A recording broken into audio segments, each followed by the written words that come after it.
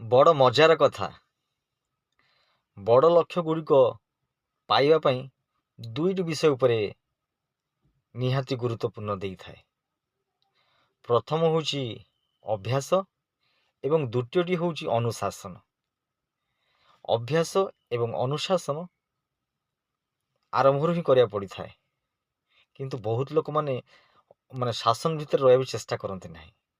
ଯଦି ଏକ ବଡ଼ ସଫଳତା ପାଇବାକୁ ଚାହୁଁଛନ୍ତି, ଲକ୍ଷ୍ୟରେ ପହଞ୍ଚିବାକୁ ଚାହୁଁଛନ୍ତି ବା ଜୀବନ ଏକ ବଡ଼ ବିଶାଳ କାର୍ଯ୍ୟ ବା ନିଜକୁ ଏକ ଉପଯୁକ୍ତ ବ୍ୟକ୍ତି କରିବାକୁ ଚାହୁଁଛନ୍ତି, ତାହେଲେ ନିଜକୁ ଅନୁଶାସିତ କରନ୍ତୁ ଏବଂ ପ୍ରତ୍ୟେକ ଦିନ ଅଭ୍ୟାସ କରନ୍ତୁ। ତାହେଲେ ଏଇ ଛୋଟ ଛୋଟ ଅଭ୍ୟାସ ଏବଂ ନିଜକୁ ଯେଉଁ ଅନୁଶାସନ ଭିତରେ ରଖିବା ଆପଣଙ୍କୁ ଦିନେ ନା ଦିନେ ବହୁତ ବଡ଼ ମଣିଷ ଏବଂ ସଫଳତା ବ୍ୟକ୍ତି ଗଢ଼ିବାରେ ବା ହୋଇବାରେ ସାହାଯ୍ୟ କରିବ। ସେଥିପାଇଁ ଏହି ବିଷୟକୁ ପ୍ରଥମରୁ ହିଁ କାର୍ଯ୍ୟ କଲେ, ବୁଝିପାରିଲେ ଆପଣ ଜୀବନରେ ସବୁବେଳେ ସଫଳତା ପାଇବେ, ସମୃଦ୍ଧି ପାଇବେ, ଉନ୍ନତି ହେବେ ଏବଂ ଆପଣମାନଙ୍କ ଜୀବନ କେବେ ବି ନିରାଶ ଆଉ ହତାଶ ହେବେନି।